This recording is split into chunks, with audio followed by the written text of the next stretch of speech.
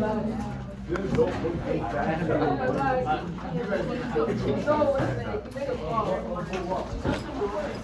up, Jason?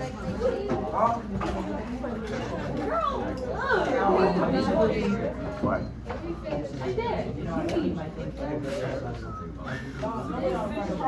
You'll have to see if somebody will let you use it on their phone.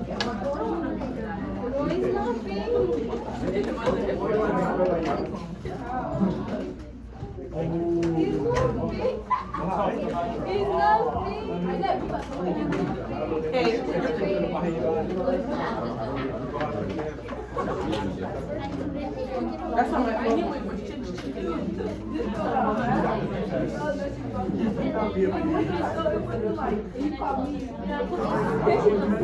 We're black.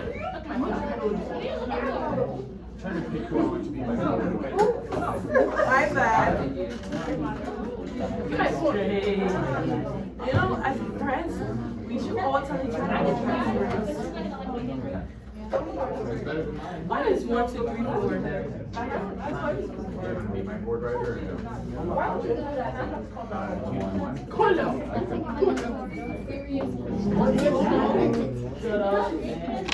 Guadalupe can help you. No, stop it. Right. You want a chair? No. Okay, never mind. I'll find something.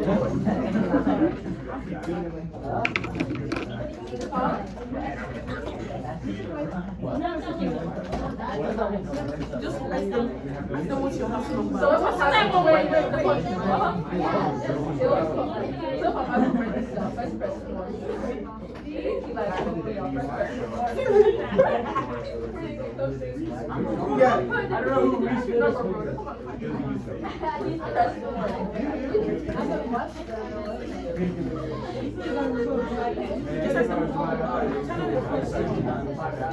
Tell them it's an emergency. Why?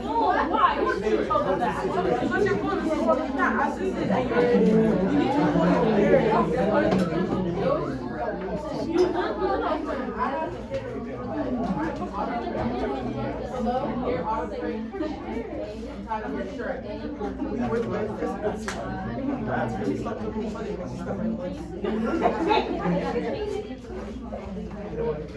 I mean, I actually I have to break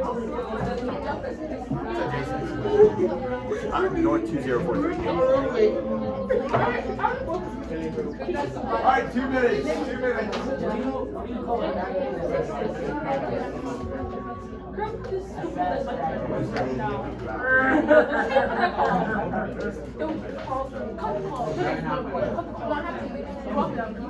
You're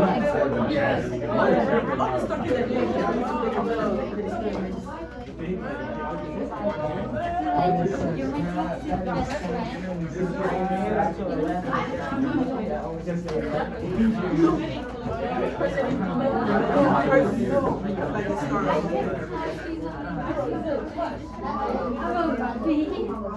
What's the dog with the super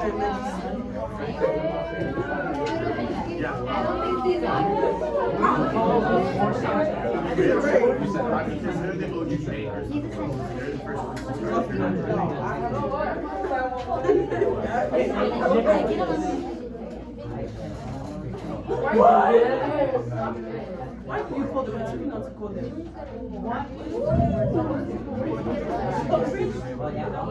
If they come to this school, I don't know. I think it's just please fast. First, they need to go to pictures you have of me. Because you're already seeing me. Oh!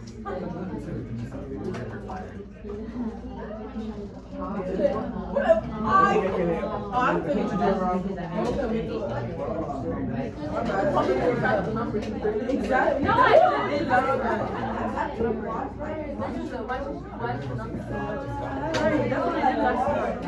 And then they were going to press try. When I was telling you how to do it.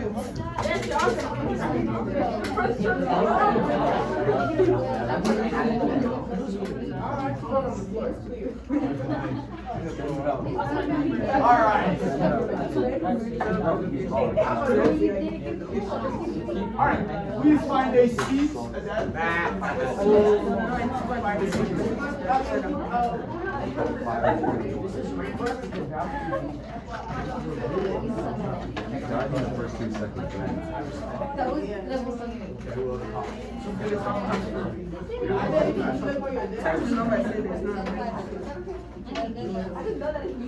right, guys, let's get started. Welcome back, historical fans. We'll talk later, okay? Words sound good? All right. Okay. Today, history fans, we are going through our reviews. Number one, my class, since I'll be gone tomorrow for the morning classes, make sure to use tomorrow's class time. That Regents sheet, I think, will be very helpful for most of you guys, okay? All right, with that being said, what? You can use this like this, like that.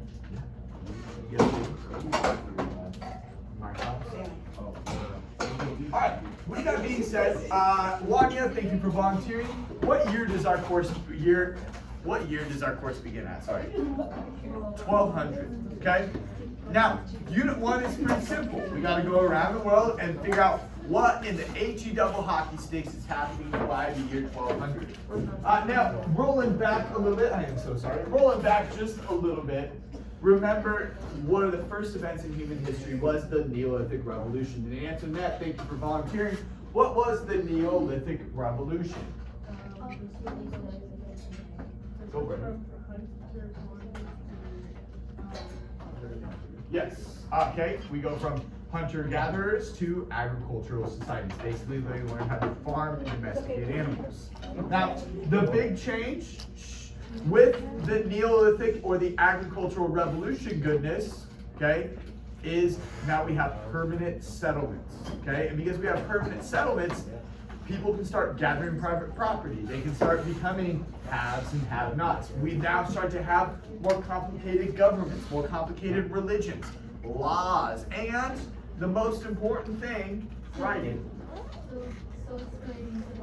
It is creating civilization. Now, we'll fast forward through some of the most important empires for you to know, like the Greeks, the Romans, the Persians, the Qin and the Han dynasty, the Mauryan and the Gupta, and I'm deeply sorry I have to skip over my good friend Julius Caesar, but we get to the year 1200. And we're real quick going to go through, and let's look at China. Now, in China, I would like to take a second and talk about Chinese history as a whole. Now, there is a nice, easy song that we can all sing together to memorize the Chinese dynasties.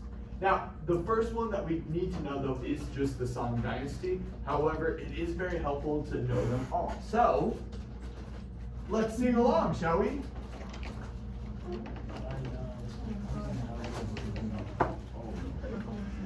Hey, Miss H, you're just in time to sing. Oh. Yay. Now, remember, history fans, I control your grades. Ed puzzles should all be graded at this point in time, though I'm not grading anything more unless we have had a prior conversation, okay? But let's sing along. I need to hear you loud and proud, okay? It is to the tune of Frere Jacques, okay? All right?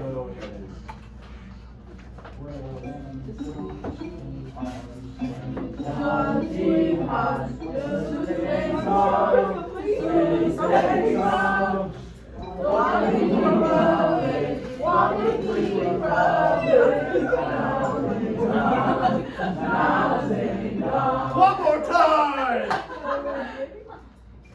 You can dance too.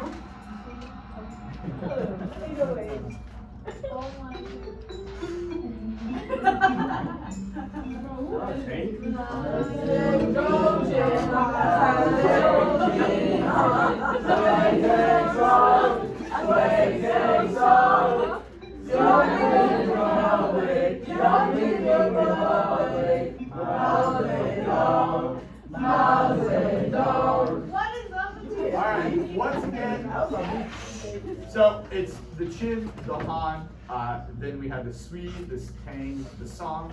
The Song is where our course begins. After the Song, who comes in and conquers everybody? The Mongols. The Mongols, and they establish the Yuan dynasty. Then the Mongols crumble, and we have the Ming dynasty, and then the last one, the Qing dynasty. After the Qing dynasty, we have China goes through a weak republic and a series of civil wars, and who now controls China? The Chinese The Mongols. Communist Party. Okay, clear as mud? All right.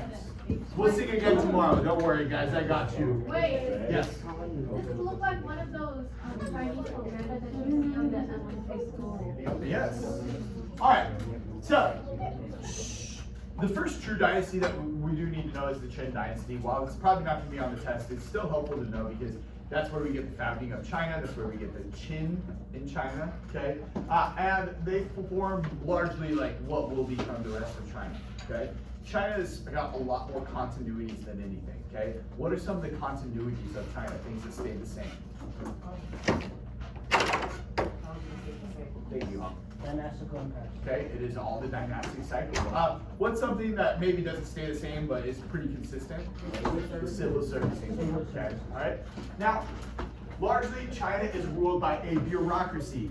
Who can define bureaucracy for me? Thank you, Jaden. It's the people that carry out the will of the government. Okay, tax collectors, record keepers, teachers, things like that. You know, it's one thing for a king to say that this needs to be done, but you need to have workers whose job it is to carry that will out, okay? And that is bureaucracy. Now, the Chinese revolutionized things with the civil service exam. I think we've done a really good job talking about this. If the DBQ has anything to do with the civil service exam, I'm going to be looking really good on Friday, okay? Well, I hope it is, fingers crossed. I mean, that would be great. Good Lord, I like 5 years ago. But anyways, the civil service exam was a meritocracy. Okay, they wanted to test people and their knowledge of what? Confucianism. Okay, to determine who gets what jobs. And this replaced nepotism because before it was based off of who your dad was and how much they paid to get you that job. Now, while it's weird that it's just over Confucianism, at least they're doing some sort of skill. Now, who can remember what my #1 job would be if I could have any job in the world besides king, besides president, besides principal? Farmer. Nah, I didn't. A cornhusker. Teaching's great too, but this. A football player. Oh, Cornhusker. A corn. A student. I would hope to be a history student like you guys for the rest of my life if I could. But Miss H, why can't Mr. Clay be a world history student forever? That old. Okay, that was kind of. Yeah, Miss Layton, I never thought you were 45. Oh, God. Listen, everyone in this room thought I was older than 50 at the beginning of the year. Okay.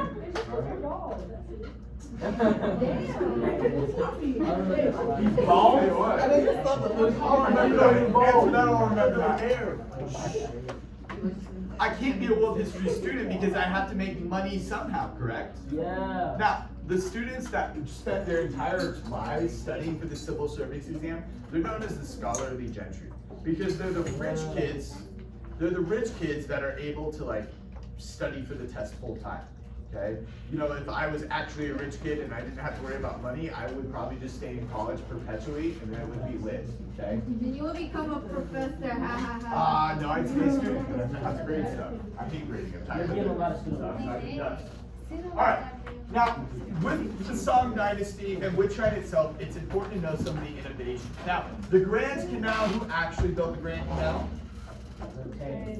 The Sui Dynasty, okay? However, we'll give the Song credit for making it bigger, and I believe they provided some improvements. Now, champa rice is very important. Who can raise their hand and tell me why champa rice is so important?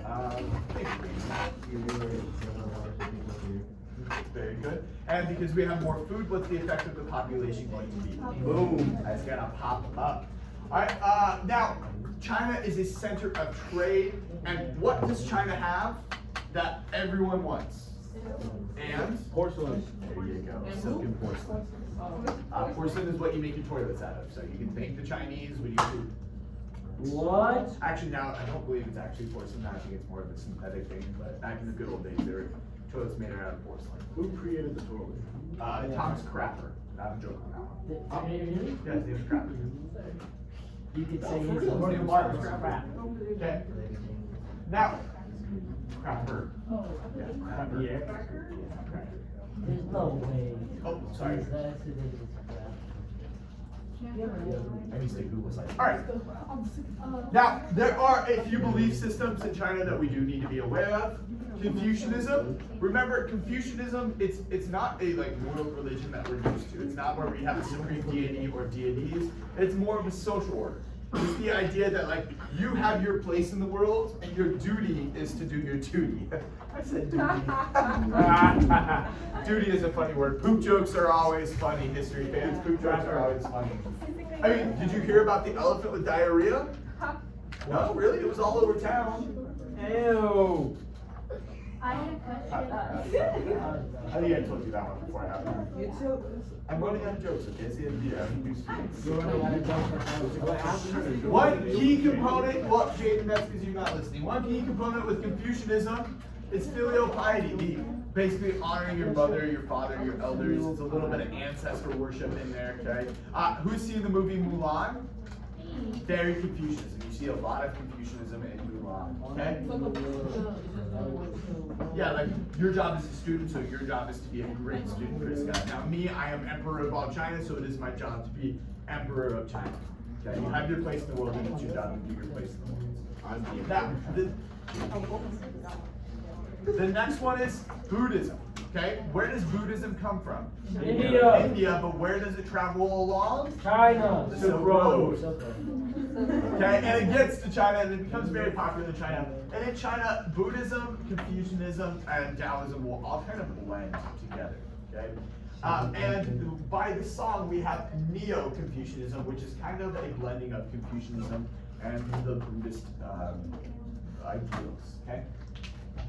Now, within China, we have social stratification. Once again, I talked about the scholarly gentry. It's the students who are rich enough to just sit there all day and study for a test. How great would that be if your only job in life was to study for the AP World History test? Okay, I know, that would be a dream career, man. All right. Then, one thing, and I don't like talking about it because it makes me shit. Food binding. You can Google it, okay? I don't It's want when you the Google feet it. goes. Oh, don't talk about it, goodness. Okay?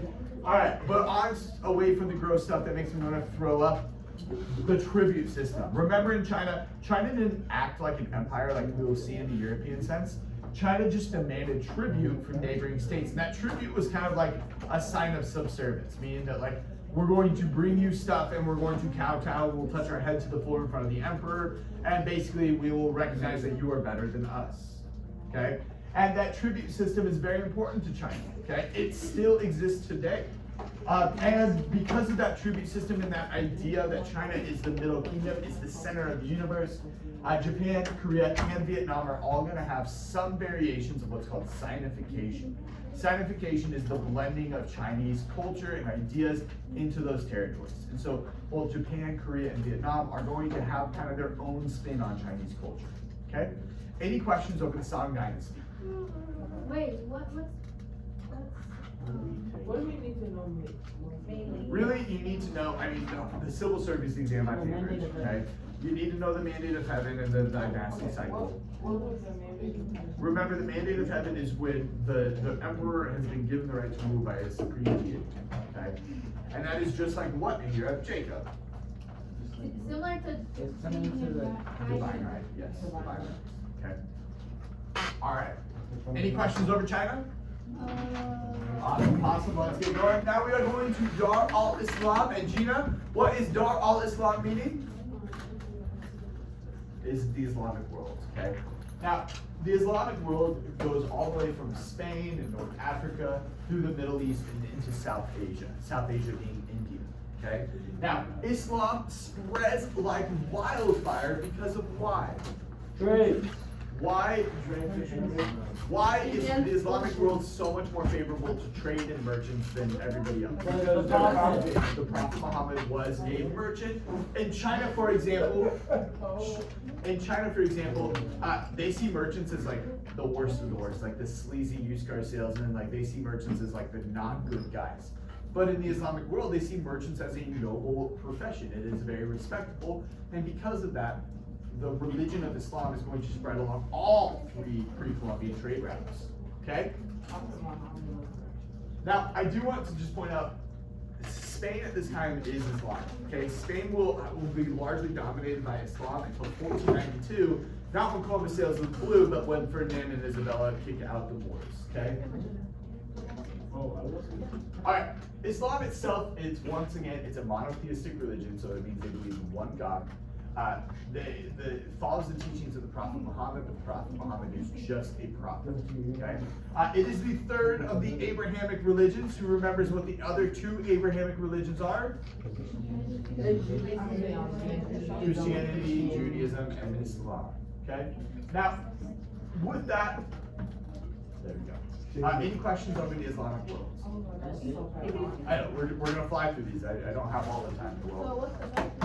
The main thing is that you understand, okay, that trade, that Islam spreads through trade, okay, and then you understand where Islam dominates. Where is it dominant? Sometimes I was writing it. No, it didn't.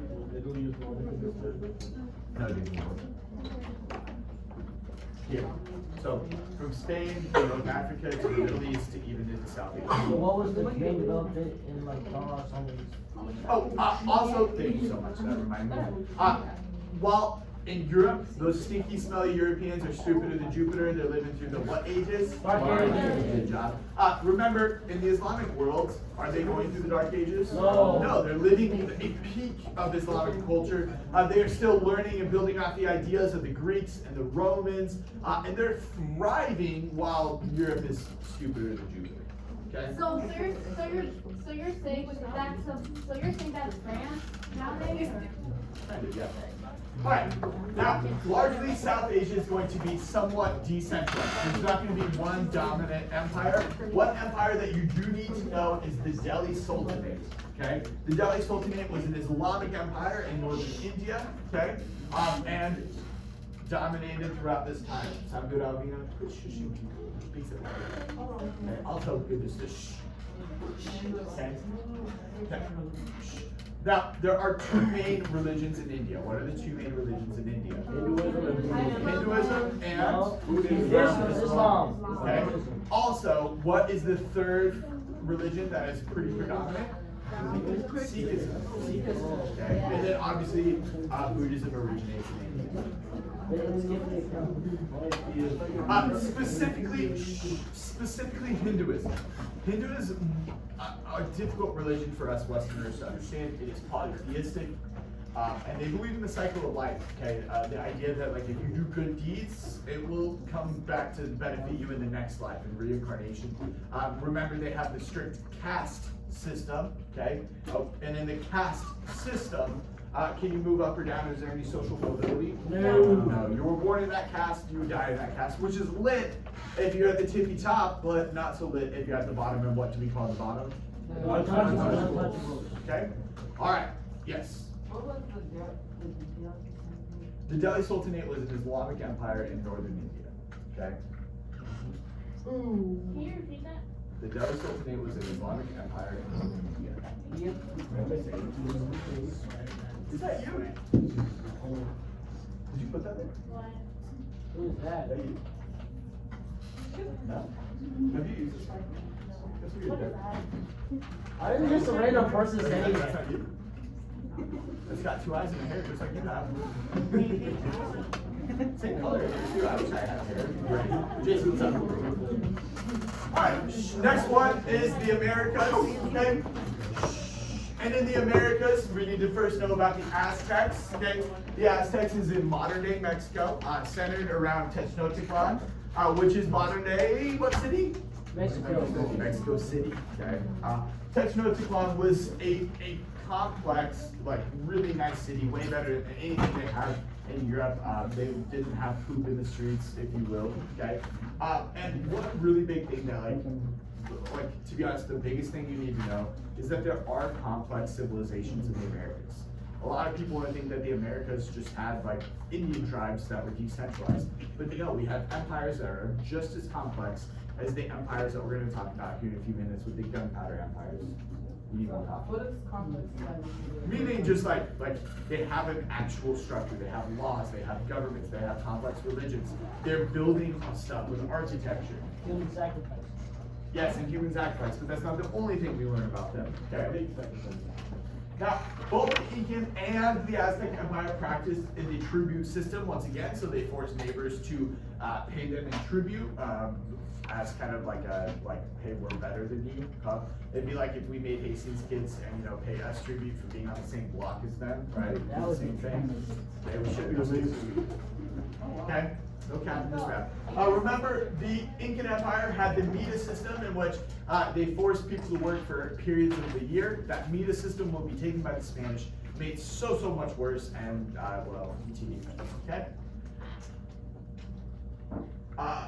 There was the Maya. The Maya. So the Incan and the Aztec are around when the Spanish come, and obviously we conquered by the Spanish. The Maya will die out before the Spanish get there, and the Maya die out largely because of environmental problems. Okay? All right, in Africa we have this group of people called the Bantu people come in, and when they come in, before the year 1200, they're bringing in the agricultural revolution. They're bringing in the knowledge of farming, domesticated animals, and metalworking, okay? Africa is difficult because it's quite literally like a massive continent. I showed you guys the region videos. If you're interested in the region videos, I think Africa would be the best region videos for you guys to watch because they break it down by subsection. The College Board does not. Now, we need to know the trans-Saharan trade, but I'm going to skip that because I know you guys know about it and I have a whole PowerPoint on it before. That trans-Saharan trade will make the West African kingdoms of Mali and Ghana and Songhai Empire incredibly rich. We talked about what boy who is throwing out gold like it's Mansa Musa. Okay. What other world traveler did we talk about that Ibn Battuta? Marco Polo. No. Oh, Ibn Battuta. Okay. In Central Africa, we talked about the Congo, Great Zimbabwe, which is built the largest monuments south of the pyramids. I don't get why the Egyptians built those things for their moms. It really doesn't make sense to me. I don't understand. Why they built those things for their moms? What did they put in the pyramids? Mummies. Oh. I tell you what, I'm killing it today. Just slaying my goals. Alright, now 1.6 Europe. Remember in Europe they're stinky, they're stupid, they're smelly. What can't most Europeans do during this time, Alvina? Read or write. Good job. Okay? Now, after the Roman Empire falls in 476, okay, Europe falls into the Dark Ages. Largely they're decentralized because they're using the feudal system. You have a king, and that king gives land out to the lords in exchange for military service. The lords give out some of their land in exchange for military service to the knights and the lesser lords. And who is doing all the work at the bottom? The serfs. The peasants. Okay, and the peasants, remember, are tied to the land, and it is a good example of coerced labor because are they being paid properly? Yes, this is Europe. Okay, now.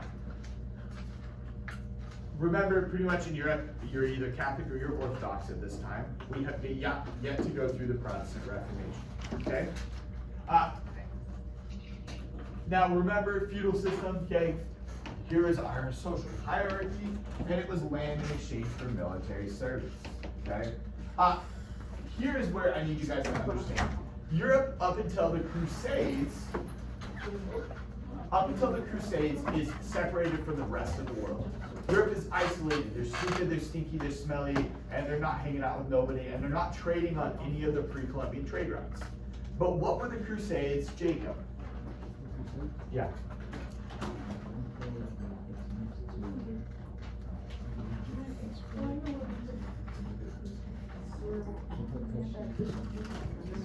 Okay, and Jemiah, what were they trying to take? Anna? What were the Crusades doing? Oh, they were trying to retake the Holy Lands. Were they successful? No. But, and there were, the first one was, but short time, okay? But as the Crusades go, okay, you have these European knights go down to the Holy Lands. In the Holy Lands, they see all of the goods available on the Silk Road and the Indian Ocean trade. And those knights are like, I gotta get me some of that. That's spices. Wow, that's really cool. Or silk or porcelain or whatever was available, okay? And because they brought those stuff back home, it reconnected Europe with the rest of the world because other people wanted that stuff. It'd be like when Goodness goes to the University of Nebraska and she gets to Nebraska and realizes that you can get a really cool new iPod phone that does your homework for you and plays music and it has a watch with it and is better for some reason than your phone. And Goodness comes back over the summer and shows everybody her phone. All of you are want to go to Nebraska to get that phone. Make sense? Yeah, we got it. Yeah, I've showed this like 3 times. I know, but I want to. The Crusades failed successfully.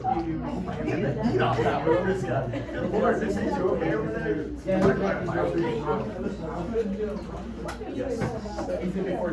Alright, shh. So, Unit 1, basically you go around the world, what is happening, hopefully you're taking some notes. Are there any questions over what is happening in the world in the year 1200?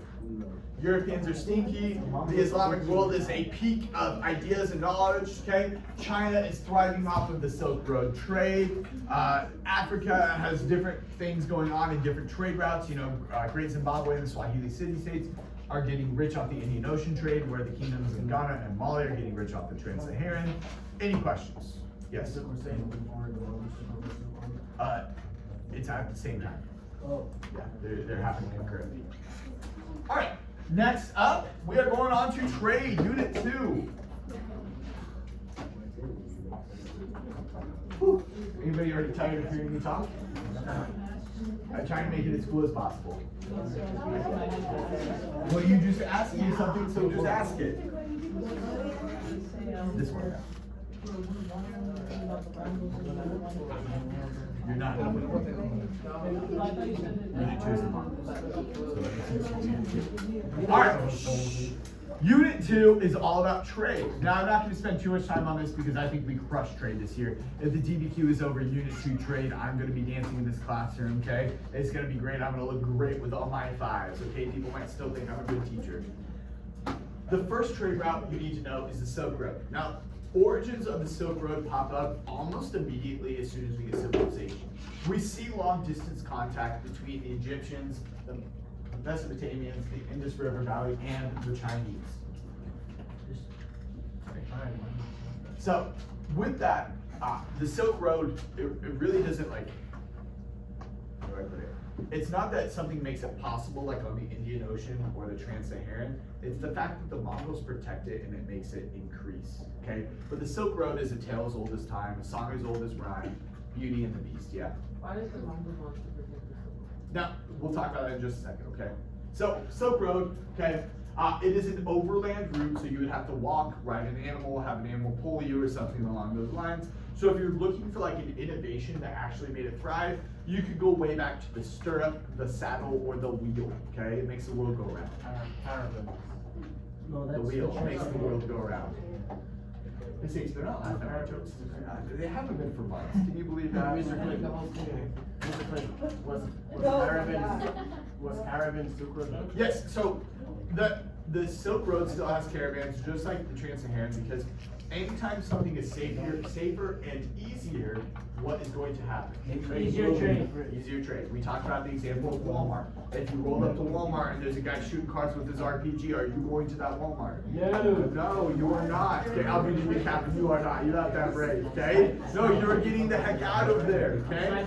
But if you roll up to a Walmart and it looks safe, clean, and nice, then you might go in. I guess.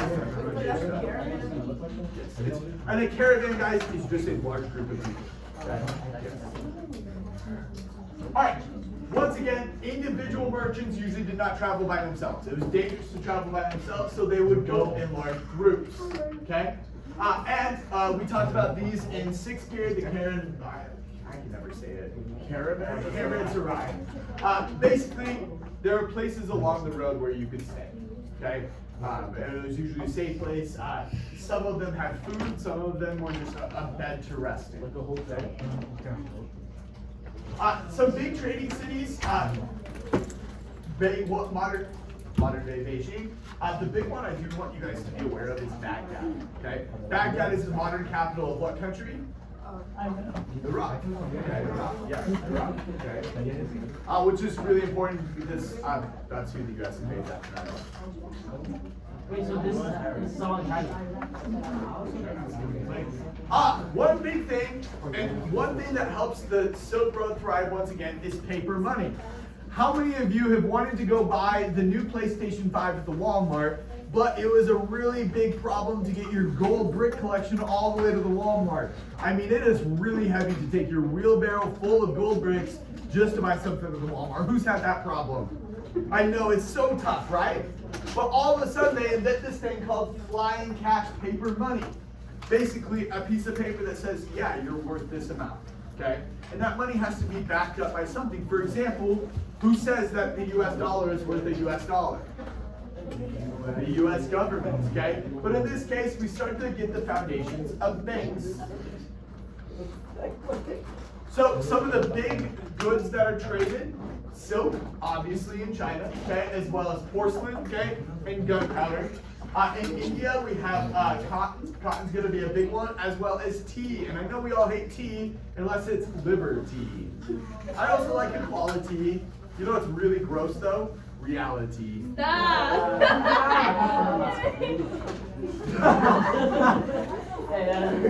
I gotta tell my jokes all again, okay? I'm not gonna see you guys next year. What makes Eastern Europeans during this time different? Because they're Orthodox. Yes, they're not Catholic. They're so Christian. In the Middle East, we have some foodstuffs, lots of furs and things like that from Siberia. And the Mediterranean is going to, once they get involved, a lot of grapes, a lot of wine, olive oil is a big one, okay? Some metallurgy, some glassware, and things like that. Basically, each area had like some or a few luxury goods that like they had that nobody else did. And you could only get those goods on the Silk Road. Okay? Now, let's get to the Indian Ocean. Now, what allows the Indian Ocean to thrive? Maritime I can't hear you guys. Come on, say it louder. Maritime You guys technology. are too quiet over here. Come on, be loud and proud. All right. Now, remember, why do we call it maritime? Because what are they on? Water. Water. Okay. So, there are a few new maritime technologies that allow that to thrive. Now, we see the Indian Ocean network start to thrive around 700, and by the year 1200, the Indian Ocean is like at its peak. Okay.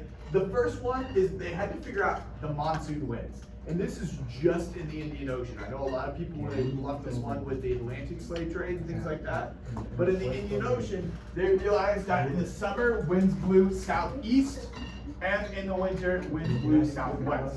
So they found that if they hopped on one part of the year, they could go to one side of the Indian Ocean, and if they left at another part of the year, they could go back. Dude, okay, directions are done, all right? In the summer, I guess. southeast, or in the Okay, basically the winds, they knew which way the wind would blow. Okay, and just understanding the monsoon winds allowed trade to happen a lot faster because they knew at what times of the year they could go where and when. Prisco, what's your question? Monsoon wind was in the ocean and the other one was Atlantic slave trade. Yes, but the monsoon winds, like for the Columbian Exchange and the Atlantic slave trade, aren't a factor because the monsoon winds are just in the Indian Ocean. Yes. Yeah, absolutely. Legatine sales, yes, that's another one. You're getting ahead of me, okay? You're too smart. I don't want this connection. What's your name? Astro. Alright. Triple. Sorry. Now, one guy that I to be honest, I didn't do a very good job teaching this. I think I'm sitting out here or something. Zheng He. Oh, yeah. Now, he was a Chinese admiral, okay? He was a Muslim scholar, okay? But basically, he took his fleet of massive ships and he traveled around the Indian Ocean and basically just flexed China's might and power. Now, it wasn't like a trade situation. He literally went there to be like, hey, we're China, we have this really big navy, we can crush you, you should give us stuff. Also, look at how cool we are. Okay, but the problem is, in the middle of his voyages, the emperor dies, and the new emperor decided that they didn't want any more overseas or maritime expansions. So he actually made it illegal to have ships that had more than 4 masts. Zheng He, I believe, was put in jail and eventually executed. Okay. And after Zheng Yi, China, isolationist isn't probably the word for it, but China doesn't go out into the open ocean exploring.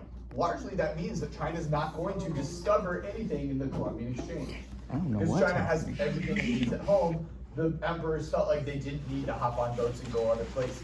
Clear as mud? Now, we've already talked about him once again, Ibn Battuta. And Ibn Battuta saw all 3 trade routes. He's gonna be on your test. I can promise you Ibn Battuta will be on there, okay? And he went through all the trade. Yes, he went through all trade routes, okay? Trans-Saharan, Indian Ocean, and Silk Road. Now, the one thing right here, the difference in the goods. Oh yeah, In the Silk Road, what were the goods like? luxury. They were small, lightweight, fine luxury goods. Things that you could carry across land and then sell for a fortune, like spices, silk, porcelain, cotton, okay? But on the Indian Ocean trade, because it's a boat, you can have more like bulk goods. You don't have to worry about making your killing for the stuff that you're carrying, okay? Basically, you can have a shipload of stuff. I said ship. Ship, would it be? I'm not cussing anymore. Okay? All right? You're the one that got me in trouble. I think I recorded. Alright. Okay. Alright. Other technologies, the Lantine sail, the astrolabe, the magnetic compass, and Bro. the jump. Okay? And this is what Zheng He would have sailed. But it's so scum. Yes. I can't. Was Zheng Yi's ship bigger than the ship that Colombian was Way on? bigger. Way, way bigger. And better. Oh. What would wait. China be like if they continued their change? Alright. Now on to the 3rd trade route, the Trans-Saharan. Okay? And Jacob, since you look bored, what is the animal that makes the Trans-Saharan trade route even possible? The camel. Camel obviously only needs to drink water every like 2 to 3 years. That's Really? I have no idea. That's true. No, absolutely. It's like okay. Don't believe everything I say. This is about history. There actually used to be camels in Nebraska. So you guys know. Damn. Drink water. Just a second. If I want it. That's not water. Where's your coffee? I don't know if it's glaring or not. I don't know. Oh Hopefully shit! it's What the not. heck? Hopefully it's not glaring. It looks good. It looks good. Stop it. Stop it. I'm trying. Okay. Bye. Some of you guys look bored out of your cord. Sorry. I'm trying. Stop. All right. Move your head. Yeah, he's looking big-headed. With that being said, Trans-Saharan, the camel makes it possible. And Tariq, what did they put on those camels to make them even more effective? The camel saddle. Now, especially in the Trans-Sahara, they would travel in caravans. Once again, you travel in caravans because you are safe in a large group rather than walking across the desert by yourself. Okay? That's simple.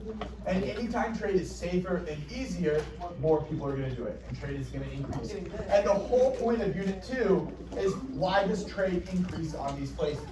Okay? Yep.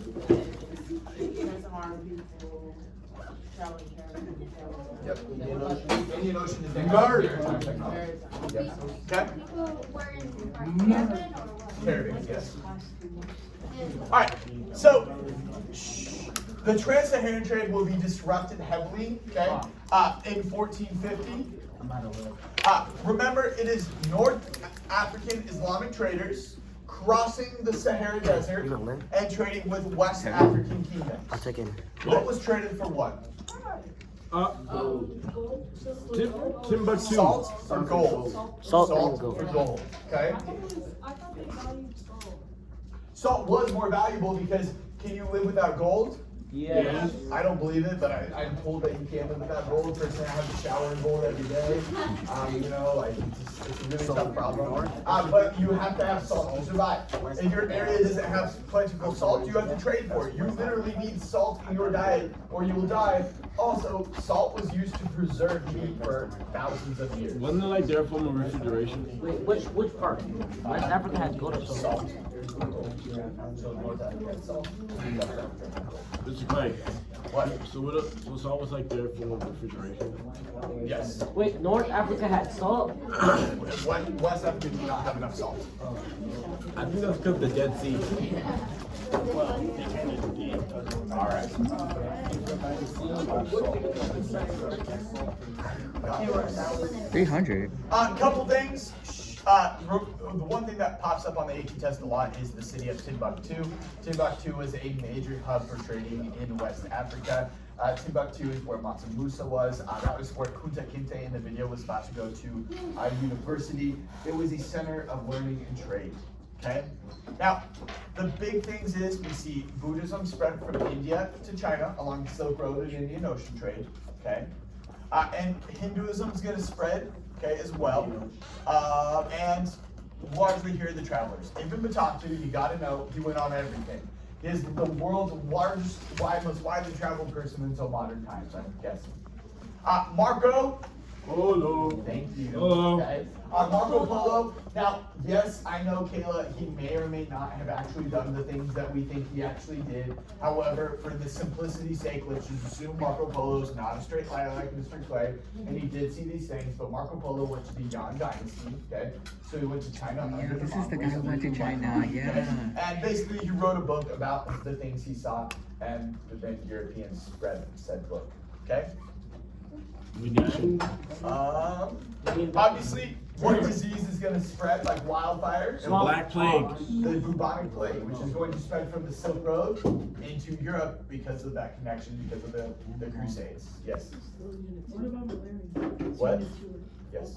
Malaria has always been around, but malaria isn't killing people. Like, it's not spreading to the degree that the bubonic plague is. Mr. Clay, is it true that the bubonic plague started? The bubonic plague originated somewhere in Asia, which is super broad, and it spread through trade into Europe and killed half of the Europeans. I thought it started in Mongolia. I don't believe scientists have pinned down exactly where it is. If you find an answer to that, I would actually be very interested. Yes. Yes. So the bubonic plague was most effective? Most effective.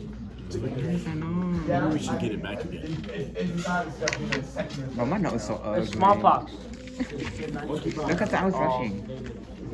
Some continuities. Constantinople, later to be named Istanbul, is going to be a very important center of trade. Silk is going to be the big driver of that trade because it's all the way across. Everybody wants what is in China. Continuity. 1453. All right. I just. What questions do we have over trade? I'll go. None? I want to take like a 2 or 3 minute break. Everybody kind of shake it out. I feel like I'm boring the heck out of Let me you. zoom And the in. next lecture is the most important one, so I do want you guys I can't to zoom what in. I have provided for you. And it's what I need you to do. Stop it. Yes. You really want to look at your teeth? Part 2 is just a center of trade. There'll be no lecture. Okay.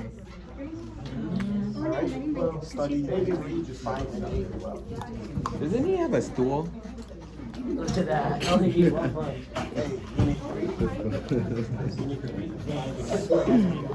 Disrespecting, man. You have respect? I respect you. You gotta respect me. Dang it. Doesn't he have a stool? I don't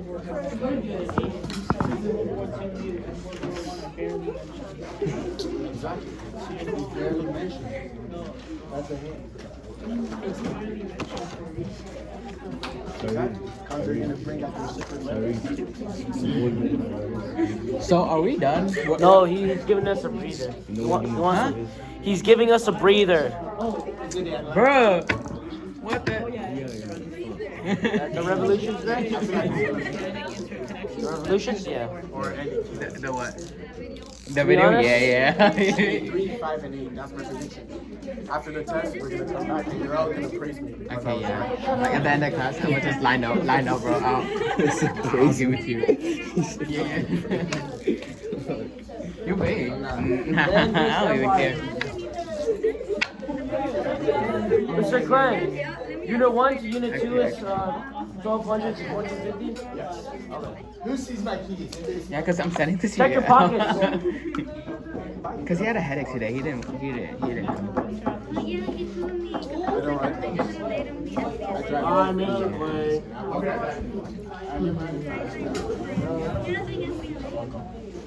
I don't want to go to competition. Me neither, but I just want to like help my public speaking. I can't public Me speak. neither. I need to do it. No, you don't. I guess like I would get talked to. I need to talk to people better. Being speech and debate. I Oh. did want to, but it's like you have to make it. And I wasn't speaking the I think it's a club. Is it? Really? Oh.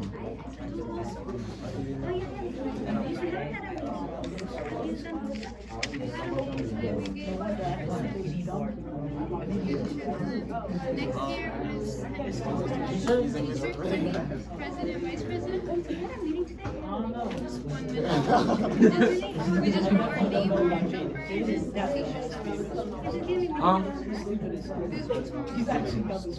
t-shirts.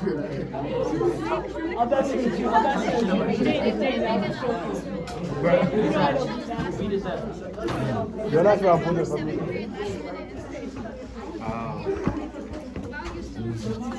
Yeah. Yeah. No, yeah, no. But, She shouldn't have given it to you, that's what I'm giving it. Almost as good. Almost as good. Saying that anybody finds my keys, you get a very special prize. I have keys. Where were they the last time you lost? Oh, like the last time you lost in the school year. This morning? Yeah?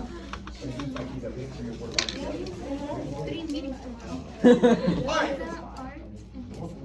oh. I'm not that smart. Yeah. Alright guys, we are now moving on. So units 1 and 2, that is 1200 to 1450. Okay? We are now moving into the second time period, 1450 to 1750. Okay? Now, I was talking before, I feel like units 1 and 2, I think we'll crush. I am not worried about units 1 and 2. This is where I'm a little tiny bit worried, okay? Just because we didn't spend a ton of time on it in class. However, you guys are amazing and I think you guys in one shot. So this is the important stuff. Land-based empires. Michelle, This is so sad. where do you think land-based empires expand onto? Wow, that was incredible. Good. How are you so smart? Okay, wait, hold on. Big brain right over there. Yeah. So they're going to expand on land. Now, in units, in this time period, 1450 to 1750, Oh, put your we hand talk down. about land empires and maritime Okay, yeah. empires. Okay? The maritime empires, that's the Columbian Exchange. These land empires, okay, the first one is the Ottoman Empire. The Ottoman Empire, okay, is the most important one. It will be with us all the way until just after this First World War. Remember, the Ottoman Empire finally conquers Constantinople, renames it Istanbul, okay, in 1453. Now, originally, the Ottoman Empire expands into what was the Byzantine Empire. The Byzantine Empire, remember, was like the last vestige of the Romans, okay? So the Ottomans are basically squeezing the Byzantine, okay? And the Ottomans are comprised of Seljuk Turks. That is like an ethnic name because the remnant of the Ottoman Empire is now Turkey. Turkey, because they're Turkish, okay? The core of the Ottoman Empire was the Turkish people, okay? Now, the Ottomans come to power in the 1200s, but slowly gain more and more territory away from the Byzantines. Specifically, Mehmed the Conqueror, he's able to use a gigantic cannon. What is Dev Sharon?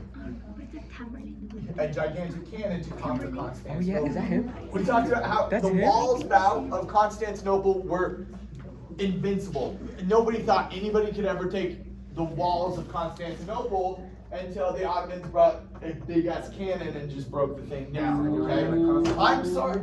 It's my bad, guys. I'm sorry. Wait, what does that Dev Shire mean? Okay? You Alright?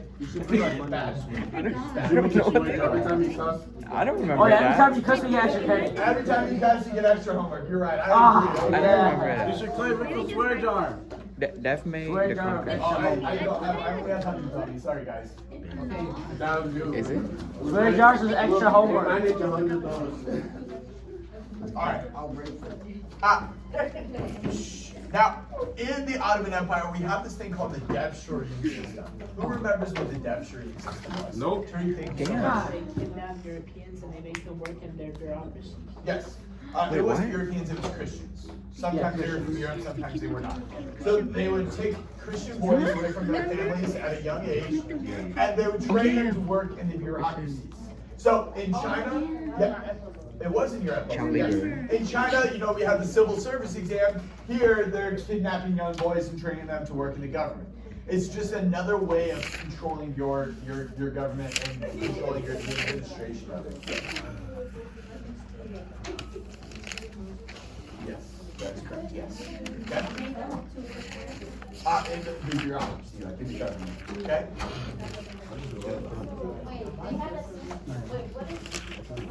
So, one thing in Ottoman politics is the role of women. In the Ottoman Empire, okay, they practiced polygamy, which is having more than one wife. And so the women would form what's called harem politics. Basically, the women would live in the harem, okay, together, and they would all vie for like their son's upbringing, and so they would all kind of play against each other in the politics of it. Okay, it was actually very messy. Have you seen it? Yeah, like he goes to the third Oh yeah. It was also in China. Yes. Yep. Why would you want so many wives? And because of that harem politics, okay, Women had no right. women held a lot of power in the Ottoman Empire, okay, like they do almost everywhere. I didn't even get to see it. Well, so the harem is where the wives would live, okay, with the kids. And so the wives would basically like compete to make sure that their son was in favor, their son would get the biggest piece of the pie, the most power, or the most control. That led to the downfall of the Ottoman Empire. Yes. Was that Empress Timur system. This is okay. Oh, all right. Going back to the Devshirme system. So young boys would be forced to work in the bureaucracy, and janissaries would be boys who would can't do take this in the anymore. military. Okay. Go on. Okay. All right. All right. Now on to the Safavids. Okay. The Safavid is in Persia, modern day Iran. Okay. And they are in between the Ottomans and the Mughals. So they're kind of the center one, okay? Now, what is the big conflict between the Ottomans and the Safavids? There were Shia and there were Sunni. One is Shia, one is Sunni. Which one is which? Sunni is Ottoman, Shia is Safavid. Sunni Ottomans. They both got You go. Those that both did mean something, okay? I knew wrote two Ottomans words. were the Shia, right? So, No. the Ottomans are Sunni, okay? And the Safavids are Shia. What are the difference in Sunni? It goes all the way. Thank you, Han. Go for it. So basically, they both had like difference in like who would be the next heir of the Prophet of Muhammad. One believed it should be Muhammad's cousin, and the other believed that it should have been stepfather. No, wait, not stepfather. Friend, great Father-in-law. friend. Father-in-law. What? Basically, it was one believed that it should be a direct descendant of Muhammad, and the other one believed it should be elected. Yeah. Muhammad the Prophet. Yes. Which one It believes was a it should father-in-law be and a a brother. direct descendant? I believe it was Sunni was direct descendant, and Shia was the correct one. Thank you so much. Okay. All right. So the Safavids specifically is going to come in a lot of contact with both the Mughals and the Ottoman Empire. And the cool thing about all three of these empires is they're some of the first empires to use what very effectively, Jason? Gunpowder. Jason, that was amazing ventriloquism. It sounded just like Priska. Wow. You're gonna make a name for yourself someday. That's gonna be really great. Wait, what did the All Safavid right. do? Now, the Mughal Empire in Shia? India. It is an Islamic empire once Shia. again. Okay. Islam? And the Mughals are the descendants of who, okay. Jacob? Thank you, the Mongols. Okay. We start with Babur. Okay. And Babur the Great basically founded the Mughal dynasty. Okay.